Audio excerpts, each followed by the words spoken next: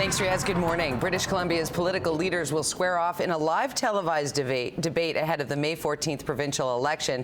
BC Debate 2013 will include BC Liberal Premier Christy Clark, NDP leader Adrian Dix, BC Conservative leader John Cummins, and Green Party leader Jane Sturck. All of the participants will be engaged in one-on-one debates, which will include questions from the media and the public. It will be moderated by veteran BC broadcaster Jennifer Burke. BC Debate 2013 will air on all major TV and radio stations, including City and News 1130 on Monday, April 29th at 6:30 p.m. And a big part of the debate is viewer participation, so we want to hear from you. We've posted this question on our Facebook page, Breakfast Television Vancouver. What question do you have for your leaders? Chime in and we'll chat about that a little later on in the show. A formal review has cleared Premier Christy Clark of any conflict of interest in the sale of BC Rail. Clark says the finding by the lawyer appointed by the conflict commissioner clears the air. The independent MLA, John Van Doggen, had alleged the Premier breached rules as a cabinet minister when the government decided to sell off the Crown-owned railway. Clark was asked if the allegations caused any real damage.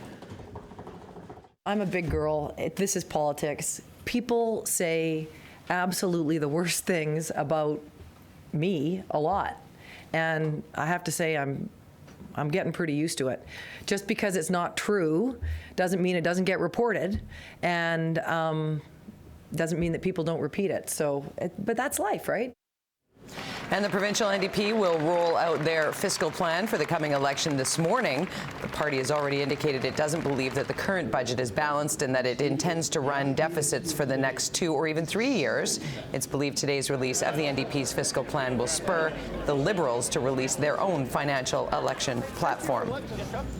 Vancouver Police have issued a warning after a man approached 2 9-year-old girls on the southeast side of the city. Investigators say the 2 girls were walking through a park to James Cook Elementary near Doman Street and East 54th Avenue just before 9 o'clock Wednesday morning. A man approached them, frightening the girls and causing them to run away. The man is described as Caucasian, about 40 to 45 years old, 6 feet tall with a medium build and full beard. Parents are asked to remind their kids about stranger danger. A man who fled to California after killing his ex-girlfriend more than a decade ago has been sentenced to mandatory life in prison with no chance of parole for 16 years. I think it's a victory for our whole community, and especially our family. 35-year-old Ninjajit Singh admitted to shooting 18-year-old Poonam Randhawa in Vancouver in 1999. Her body was found dumped in a laneway. Singh, who is now married with 2 children, hid from police for 12 years. He was arrested in 2011 and returned to Canada, where he pleaded guilty to second-degree murder. More than 3 million vehicles are being recalled around the world because of a problem with passenger side airbags. The recall affects Toyota, Honda, Nissan, and Mazda vehicles. The airbag inflators supplied by a Japanese manufacturer may deploy with too much pressure, and that could cause a rupture and flying bits of plastic. Toyota's recall of 1.7 million vehicles includes nearly 600,000 in North America, while Honda's recall includes 107,000 in Canada. Most vehicles affected are from 2000 to 2004 model years. More good news for Vancouver International Airport. The terminal is getting high praise in a brand new poll. Vancouver International Airport has been ranked in the best in North America for the 4th year in a row. And with more on that, we connect with Greg Harper, who's standing by live at the airport. Greg. Good morning, Jody. We've talked to several travelers here this morning out at YVR who all agree with the findings out of Geneva.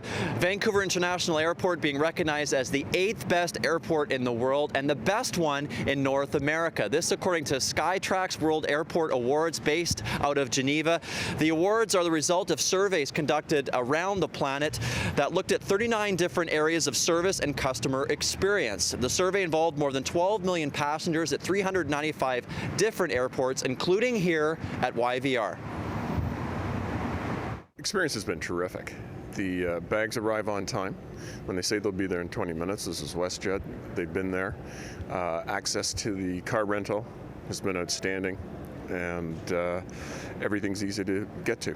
I've always had a good experience. I love the way they've changed the airport and they've made it current.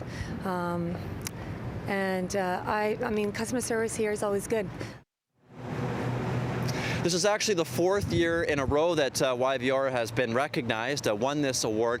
If you're wondering what's being considered the best airport in the world, that's Singapore's Changi Airport. For a look at the complete list, it's pretty interesting. You can go to worldairportawards.com. Jody? Excellent. Thanks very much. Greg Harper reporting live for us this morning from YVR. If you're planning a trip to Hawaii, you want to watch this, because a Hawaiian man has a fish story for the ages. And then, like most fish stories, this one has video evidence. That terrifying incident happened about 3 kilometers out to sea. The tiger shark, about 3 meters long and close to 230 kilograms, was just doing what came naturally to it. It was attracted by the injured tuna on the fisherman's line. The man has since gone out fishing again. He says when you're out there, you're in the shark's domain, so these incidents are just something you have to live with. Whew. All right. Time to get into your sports pack, and for that, we head over to the Connected Studios and catch up with Don Taylor.